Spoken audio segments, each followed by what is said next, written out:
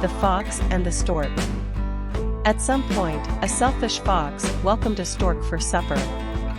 Stork was extremely content with the greeting. She arrived at the fox's home on time and thumped at the entryway with her long mouth.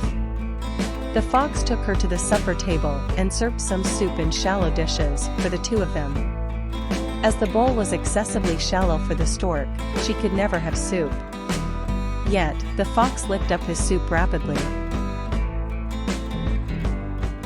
The stork was irate and vexed, yet she didn't show her indignation and acted courteously.